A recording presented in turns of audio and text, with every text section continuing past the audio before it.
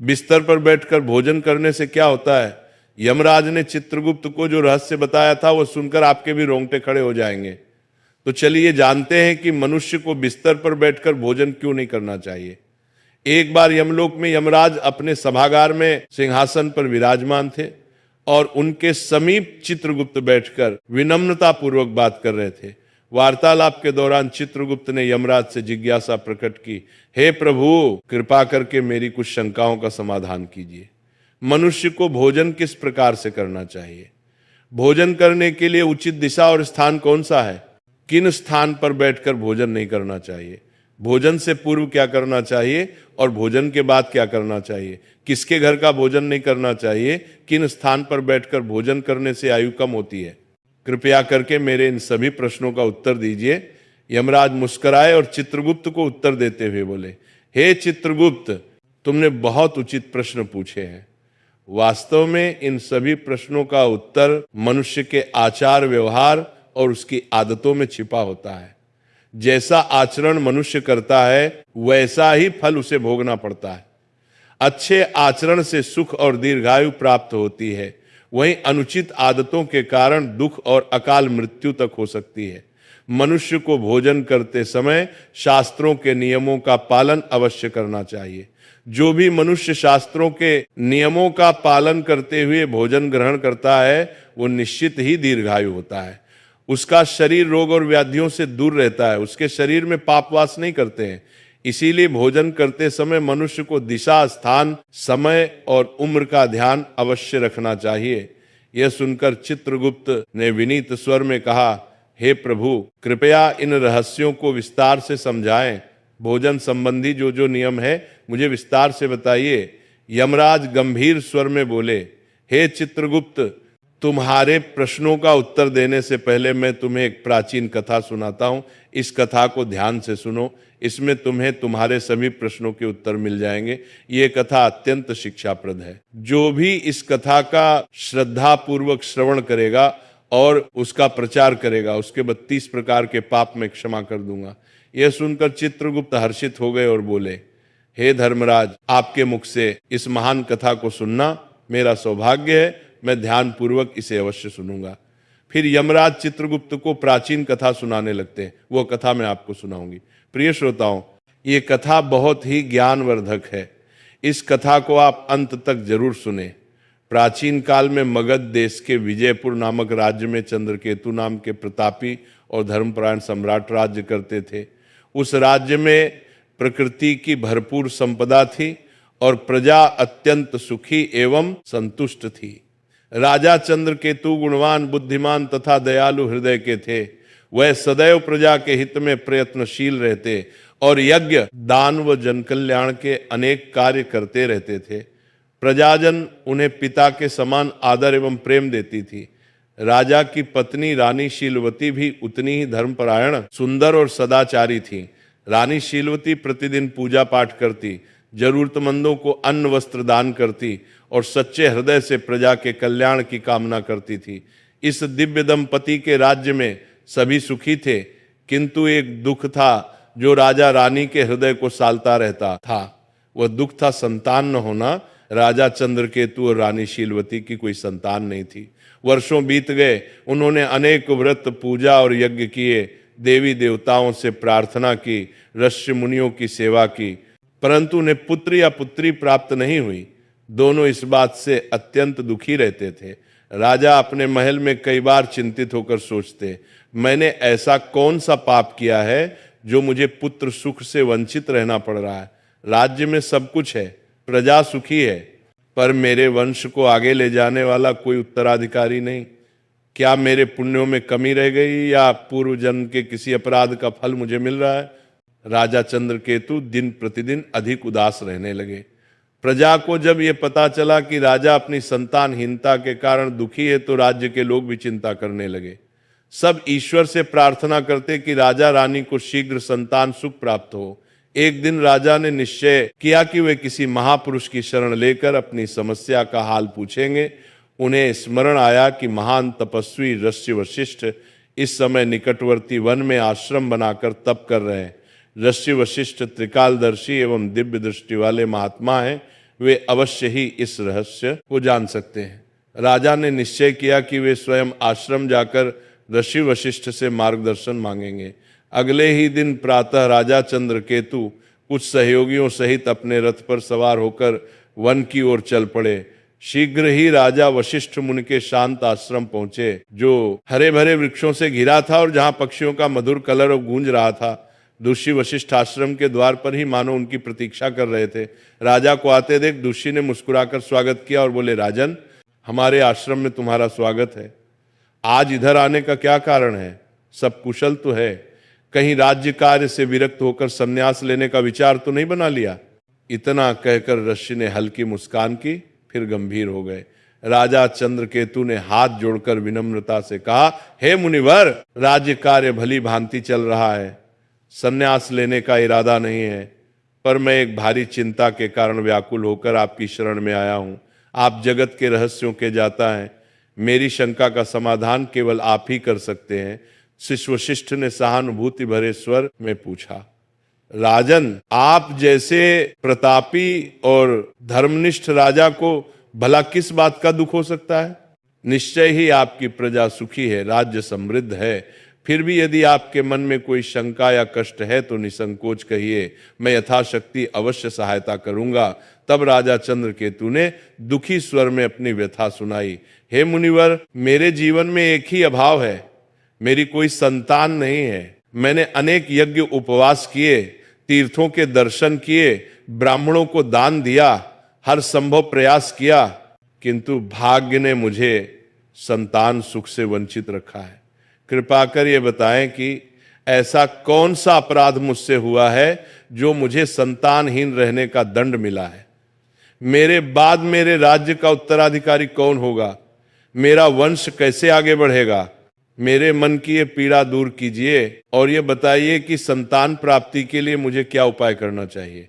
राजा की व्यथा सुनकर ऋषि वशिष्ठ ने कुछ पल के लिए आंखें मूंद ली और अपनी दिव्य दृष्टि से राजा के पूर्व जन्म के कर्मों का निरीक्षण करने लगे। ध्यान मग्न ऋषि पर राजा की निगाह टिकी थी। कुछ क्षण बाद ऋषि ने आंखें खोलकर कहा, हे राजन, जो कुछ मैं बता रहा हूं उसे धैर्यपूर्वक सुने। आपके संतान न होने का कारण आपके पूर्व जन्म के कर्म में छिपा है। पिछले जन्म में अनजाने में आपसे एक पाप हुआ था, जिसका दंड आपको इस जन्म में संतानहीनता के रूप में मिल रहा है। राजा चंद्रकेतु चकित होकर बोले, पूर्व जन्म का पाप कृपया विस्तार से बताएं मुनिवर, मुझसे ऐसा कौन सा पाप हो गया? वशिष्ठ जी बोले, पूर्व जन्म में आप एक साधारण शिकारी थे और वन में शिकार करके जीविका चलाते थे। मूलतः आप बुरे हृदय के नहीं थे, पर शिकार के दौरान कभी कभी अधर्म हो ही जाता है। एक दिन की बात है, आप जंगल में एक हिरण का पीछा करते करते बहुत दूर निकल गए। वहां एक हरी भरी जगह पर एक गौ माता अपने बछड़े को दूध पिला रही थी। दुर्भाग्यवश आपको वह दिखाई नहीं दी। आपको लगा शायद हिरण झाड़ियों के पीछे है और आपने उसी ओर तीर चला दिया। वह तीर सीधे उस गौ माता को जा लगा। बेचारी गाय बुरी तरह घायल हो गई और पीड़ा से भूमि पर गिर पड़ी। उसका बछड़ा डरकर कांपने लगा। जब आपको अपनी भूल का पता चला तो आप बहुत पछताए और भागकर गाय के पास पहुंचे। आपने तुरंत उपचार का प्रयत्न किया, पर कुछ देर बाद उस गाय ने तड़प कर प्राण त्याग दिए। हे राजन, गौ माता को अकारण कष्ट पहुंचाने के कारण ही आपको वर्तमान जन्म में संतान सुख से वंचित रहना पड़ा है। गाय परम पवित्र प्राणी है और उसे गौ माता कहा जाता है। उसकी पीड़ा का पाप बहुत बड़ा होता है। भले ही वह अनजाने में हुआ, लेकिन पिछले जन्म में आपके हाथों यह पाप हुआ था, इसलिए इस जन्म में आपको पुत्रहीन रहने का श्राप मिला। पूर्व जन्म का यह रहस्य सुनकर राजा चंद्रकेतु के नेत्रों से आंसू बहने लगे। वे दुखी होकर बोले, मुनिवर, मुझे पछतावा है कि पिछले जन्म में मुझे ऐसा अनर्थ हो गया। मैंने अज्ञानवश गोहत्या का पाप किया। अब बताइए कि इस पाप से मुक्ति का कोई मार्ग है क्या? कोई प्रायश्चित है जो मैं कर सकता हूं? कृपा करके मुझे इस पाप से उबरने का उपाय बताएं। ऋषि वशिष्ठ ने कोमल स्वर में कहा, हे राजन, हर पाप से प्रायश्चित द्वारा मुक्ति संभव है। यदि मनुष्य हृदय से प्रायश्चित करना चाहे, आपके मामले में भी उपाय है। गौ हत्या या गौ को कष्ट देने के प्रायश्चित स्वरूप आपको गौ सेवा करनी चाहिए। आप पूरी निष्ठा से गायों की सेवा करें, भूखी गायों को चारा पानी दें, गौशालाएं बनवाएं, बीमार गायों का उपचार करवाएं और गौ माता के प्रति प्रेम एवं भक्ति रखें। गौ सेवा से बढ़कर कोई पुण्य नहीं है। इसी से आपके पूर्व जन्म के पाप का शमन हो सकेगा। राजा चंद्रकेतु ने आशिक के चरण पकड़ लिए और कृतज्ञता से बोले, मुनिवर, आपने मेरी आंखें खोल दी। मैं अवश्य आपके बताए मार्ग का पालन करूंगा। गौ माता की सेवा करके ही मैं अपने पाप धोने का प्रयास करूंगा। दस्य वशिष्ठ ने आशीर्वाद देते हुए राजा को विदा किया। राजा चंद्रकेतु आश्रम से लौटकर पूरी निष्ठा के साथ गौ सेवा में जुट गए।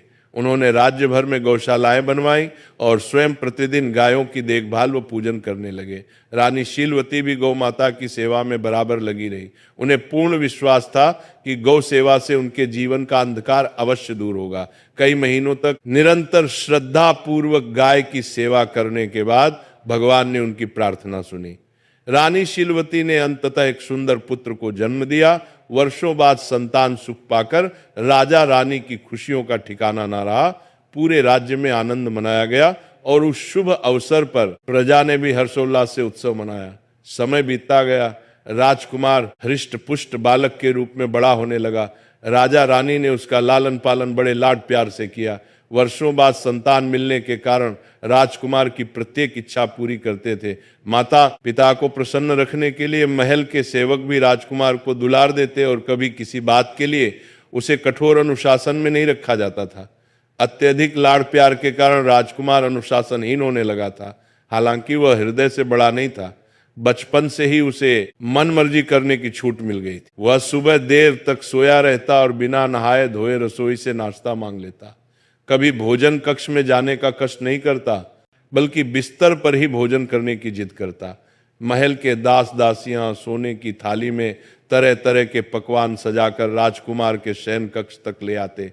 राजा या रानी उसे डांटते टोकते नहीं थे और सेवक भी उसकी हर इच्छा पूरी करते थे। राजगुरु सहित कुछ बुजुर्गों ने कभी कभार राजकुमार को समय पर स्नान करने और उचित स्थान पर बैठकर खाने की सलाह भी दी, परंतु माता पिता ने प्रेमवश उसकी गलतियों को अनदेखा कर दिया। रानी शीलवती भी बेटे की हर फरमाइश पूरी करती थी और चाहती थी कि उसका बचपन हंसी खुशी बीते। इस प्रकार राजकुमार युवा किशोर अवस्था तक आया। देखते देखते वह 16 वर्ष का हो गया। राजा चंद्रकेतु ने मन ही मन उसे अपना उत्तराधिकारी मानना शुरू कर दिया था, किंतु विधि को कुछ और ही मंजूर था। 16 वर्ष की आयु में राजकुमार अचानक एक गंभीर रोग से पीड़ित हो गया। राजवैद्य ने इलाज में कोई कसर न छोड़ी। दूर दूर से वैद्य बुलाए गए और यज्ञ प्रार्थनाएं भी की गईं, किंतु कुछ भी कारगर नहीं हुआ। कुछ ही दिनों के भीतर दुर्भाग्यवश उस किशोर राजकुमार ने अपने प्राण त्याग दिए। इस आकस्मिक वज्रपात से राजा रानी पर दुखों का पहाड़ टूट पड़ा और पूरे राज्य में शोक छा गया। इस घटना के बाद राजा चंद्रकेतु ने राजपाट त्यागने का निर्णय कर लिया।